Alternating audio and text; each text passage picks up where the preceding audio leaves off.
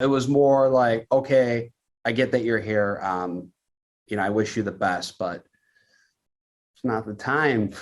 When did you decide to propose during this finale situation? Oh, great question. Probably the night before. Okay. Hey, Serena, were you surprised? Would you have been disappointed if he didn't? Where were you at? I was super surprised. I mean, we had kind of joked around and teased the idea of like, what if we got engaged? But leaving Fantasy Suites, the plan on the table was like, we're just going to leave together in a relationship. We love each other. I felt like he was the one and vice versa. But the logic in me was like, we should just leave in a relationship. So I was shocked. I had no idea he was going to be getting down on one knee. But obviously I was very happy and, still happy about it to this day. It's not fun to be logical. So I threw it out the window for this one. I loved that. I think everyone did when you guys both, said you were the two logical people who decided to just follow your hearts. Is that something that you kind of just had to go with the whole season with your relationship?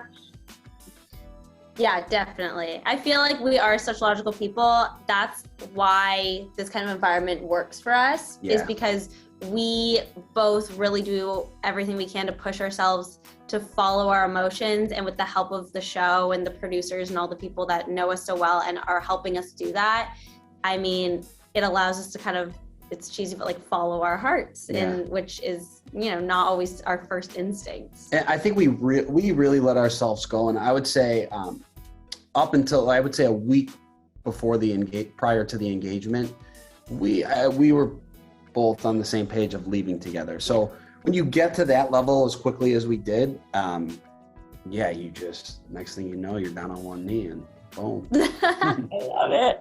You mentioned your parents were going to be a little surprised, I think, by the news. Naturally, this isn't necessarily the most traditional related way to do this. How did they react to the news? I think shock was the first emotion. Definitely shock. But I mean, we have a great relationship. They're very loving and supportive. And as much as I would say they're still a little bit shocked by all of it, I mean, it's just very unconventional. They're just excited to be a part of it and be able to share it now with their family and friends and get to know Joe more. Yeah. Joe, how was meeting the parents? Meeting the parents was, it was great. I mean, they're wonderful people and very similar to my family in a way. But yeah, I mean, they're obviously, they're like, you're engaged to a stranger when I call them. Which is, that's like the difficult part, right? Because they've never met me. So, I think we're slowly building the relationship. All right. Your living situations was a big topic of conversation in your last relationship. Now I'm sure everyone's going to ask you, are we going to Canada? Are we going to Chicago? What's the situation? We're actually going to Oklahoma. No, we're not. We're not going to Oklahoma. Breaking news. We are right now, we're splitting time between Chicago and Toronto. And then we are planning on moving in together in the spring. And we're deciding between probably 3 locations, either Toronto, Chicago, or New York. So we'll figure it out. Yeah, we got a little bit of time. Yeah. We're definitely excited to take that step in the relationship. And, we both love the East Coast, but it's kind of whatever makes the most sense for us personally and professionally at the time. Yeah.